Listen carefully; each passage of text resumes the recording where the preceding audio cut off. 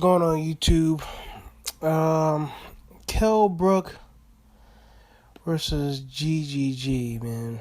Well, they had this WBC 30-day weigh-in, all right? You know, they got a fight coming up September 10th, which is like right around the corner. And they got to do a 30-day weigh-in. Well, it turns out Kell Brook is 176 pounds, and Gennady Golovkin is 165 pounds on the 30-day weigh-in. Now, what's interesting to me? I was like, man, how is it that Kell Brook weighs more than Golovkin? I was trying to like wrap this around my head, and the only thing I could think of is like maybe he was like, he's not cutting weight now. He's gonna wait until maybe like a week or two before the fight or something like that. And I was like, maybe Kell Brook is bigger than what we think. I was like, man, maybe he's actually just a bigger guy than Golovkin. Because you got those short, stocky guys that might be a little heavier, way more than a tall guy, And GGG is taller than him. Now, maybe there's some like truth to that. Maybe this Kell Brook is just a short, stocky guy who's muscular and stuff like that, and it's kind of hard for him to. He looks small. He's very compact, but he looks small. You look at his thighs and stuff like that. You can't really see GGG's thighs on his weigh-in and stuff like that, but you can see Kell Brook's, and it's very muscular, man. It's very muscular, and that's what I thought about. I was like, man, maybe he's just muscular.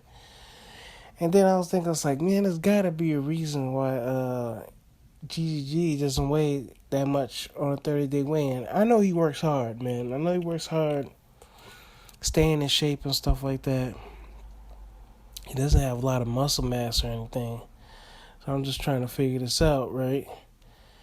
So I look on BoxRec, and it turns out in 2000, when he started fighting in the amateurs, he was a light welterweight. This is GGG, man. GGG was a light welterweight. Okay? And it took him about 3 years to maybe fill out and go up to middleweight. So that's like 20 pounds, which is kind of unusual.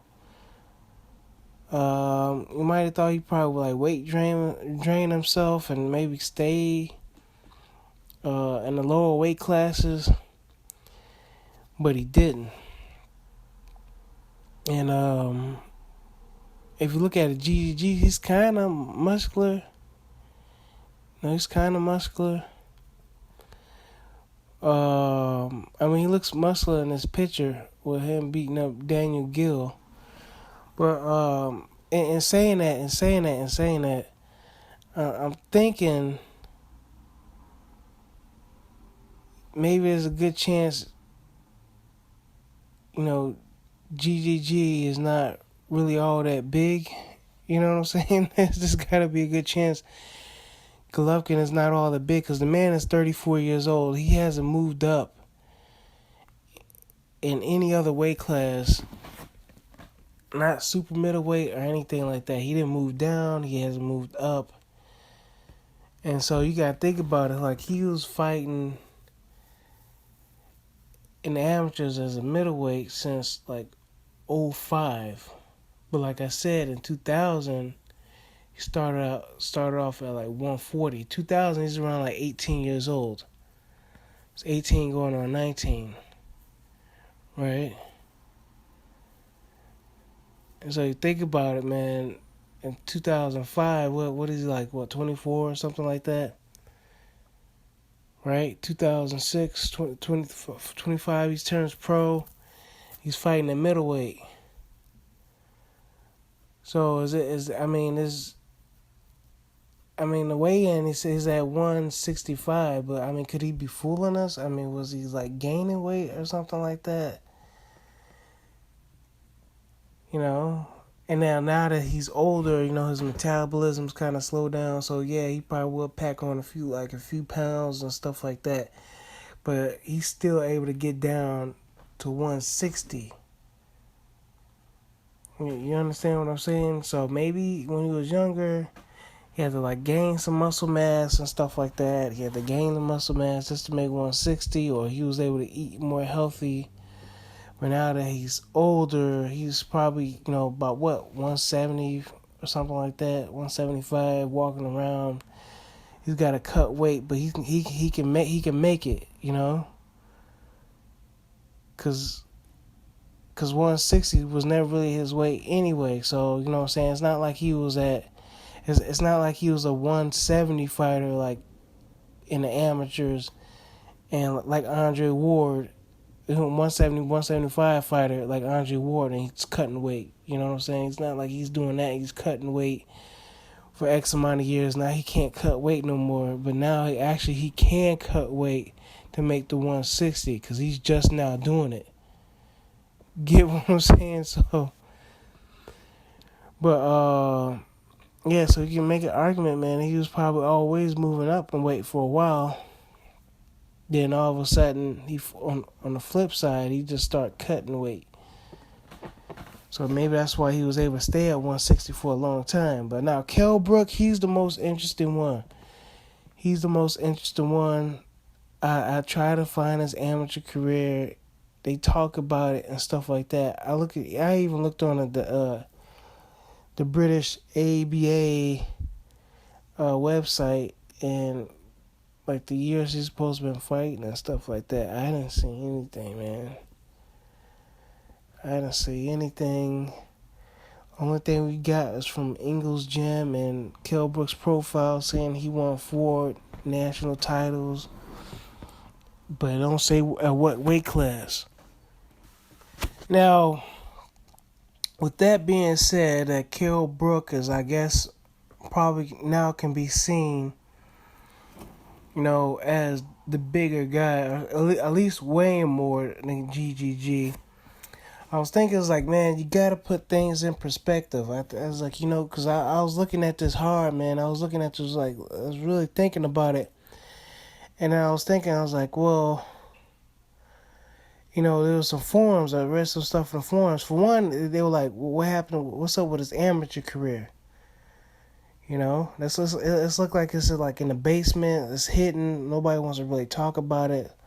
What weight class he was fighting at and stuff like that, right? Then him, the stories about him struggling to make weight at 147. A big punch at 147, but not a killer, you know what I'm saying, at 147. But he's obviously a big guy, And then how long it took for him to get a belt at 147, facing Sean Porter. And I was like, yeah, man, I'm thinking to myself, like, yeah, I remember that fight, man. Like, he beat up Sean Porter, right? So I saw some highlights of the fight, man. Now, Sean Porter is like a tank, man. He's like a tank. He's coming full steam ahead, man. He's like a tank, right? Sean Porter's like a tank. And if you look at the highlights, man, at that fight, Kell Brook, as hard as Kell Brook hits, landed some clean punches. And I swear, man, you would have thought Sean Porter was just fighting Paulie Malignaggi all over again. You get what I'm saying? He was like he was walking into these punches, man. I'm talking about straight right hands. And like he was like, okay, you hit me, now I gotta throw mine. And Kell Brook used a lot of foot movement, man. He used some foot movement in that fight. I mean, he had to. But Sean Porter just kept on running to like crisp punches, good punches too. I don't even think Sean Porter got hurt, like, or even knocked down in that fight. I'm thinking like, man, how's this dude standing up? I was like, I don't even remember all this. And then I was like, man, at 147, right? He's fighting Sean Porter. It's like, didn't Sean Porter compete at middleweight himself in the amateurs? I was like, isn't Kell? I was like, isn't this like Kell Brook fighting a middleweight and Sean Porter, a man who has to cut weight, to get in shape for his 147 fights and stuff like that. I mean, we talk about a big guy, right? And Sean Porter, little tank, man, dude's a tank. And in saying that, I was thinking, I was like, isn't GGG the guy that lets people like hit him in the face and stuff like that, and so he can get off his punches and make this his fights a horror show and stuff like that. And I'm thinking to myself, I was like, man, Kell Brook couldn't knock out Sean Porter, man. I'm telling you, he hit the dude with some clean punches, man, some really clean, crisp punches, and he did knock out Sean Porter. Now, saying that, man, do you think he can knock out Gennady Golovkin? Because I'm looking at it now, and I'm thinking to myself, I was like, you know what? I'm like, nah, man. I don't think so. I don't think so. I would like to see it. But as of right now, man, I don't think Kell Brook, man, has much of a chance against GGG. Just a critical look at the thing. I'm telling you, man, Martin Murray went rounds with him. Stevenson, was it Curtis Stevenson? Went rounds with him. Stevenson, he's a small guy, but he's like a he fought at super middleweight and stuff like that. But he's big. It's different degrees of big. Because pretty much sure Curtis Stevenson about the size of what's his name, Kell Brook. I can check it out real quick, man. Because Curtis Stevens, he's small himself, man. He's kind of short. Yeah, let's look up Curtis Stevens. Yeah, he's about 5'7". Kell Brook is like, 5'9". Curtis Stevens was able to go some rounds, man. He was able to go some rounds. Y'all let me know what y'all think, man. I'm done, man. I'm done. I don't know what to think about this weight thing, man. I think after just looking at everything, man, I think what's his name got the advantage, man. I think GGG has the advantage, and he might just win by a knockout, man, or early knockout. All right, man. I'll catch y'all later. Bye.